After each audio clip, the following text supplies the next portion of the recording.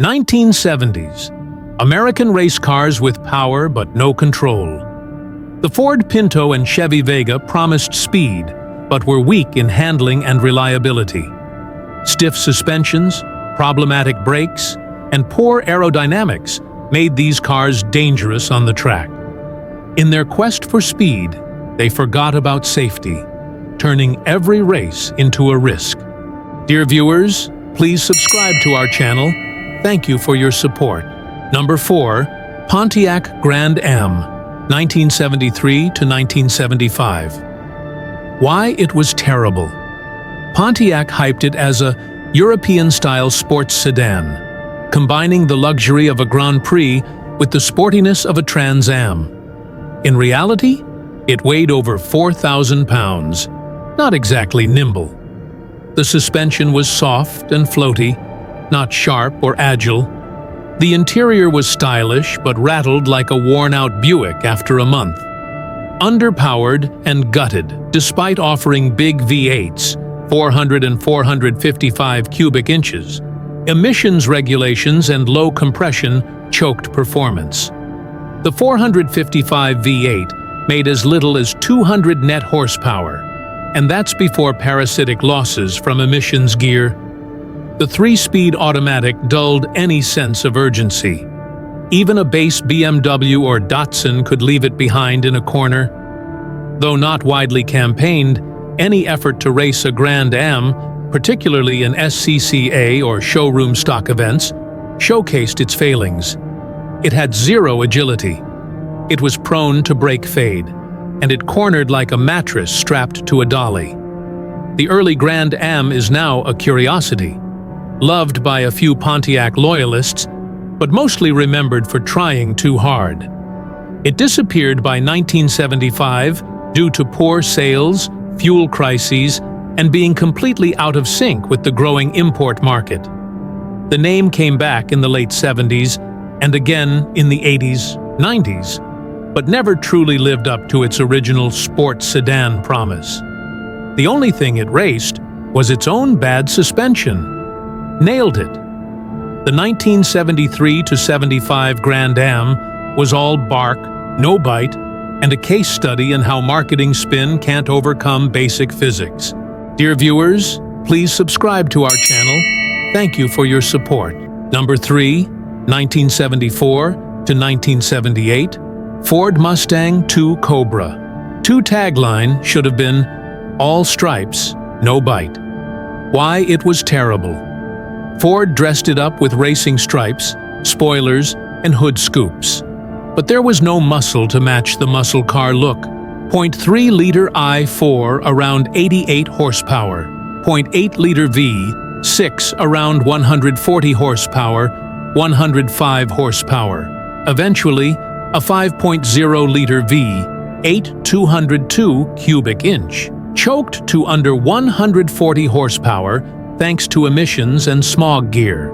Even with the V8, the Cobra II was slow, heavy, and handled like a shopping cart on wet linoleum. The Mustang D2 shared its platform with the Ford Pinto, famously unsafe and cheaply built. Narrow track, short wheelbase, basic suspension not suited for performance driving. It weighed more than the original 65 Mustang, despite having far less power.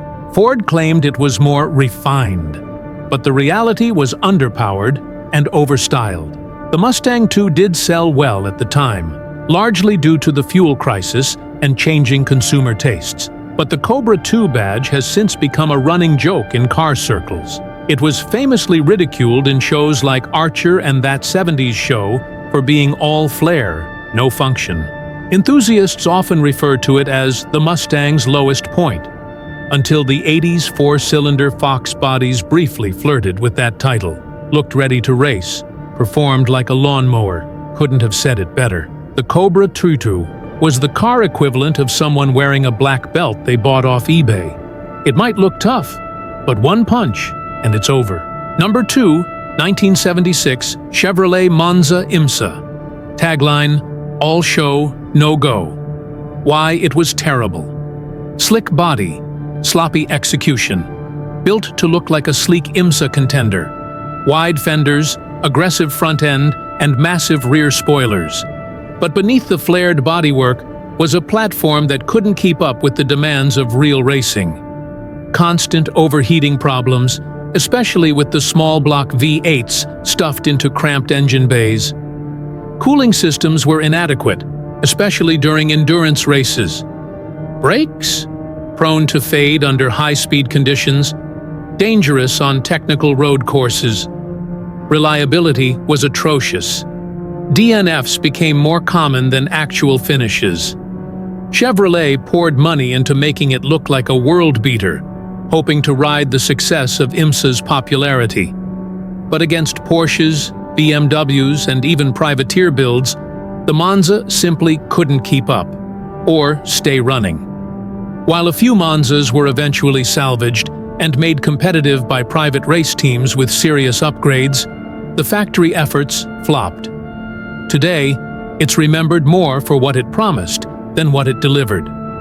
It stands as a lesson in motorsport. Looks can't win races. Engineering does. The Monza IMSA was like a racehorse in a Halloween costume, dressed for the track but couldn't run the distance. Number 1. AMC Matador, NASCAR, 1973 to 1975. More Matador at a rodeo than on the racetrack. Why it was terrible AMC, desperate to make a splash in NASCAR, shoehorned their mid-size Matador into a sport dominated by Ford, Dodge, and Chevy war machines. It was big, boxy, and aerodynamically clumsy, a major liability on high-speed ovals. Overheating and reliability woes. The Matador constantly overheated, particularly in long-distance races.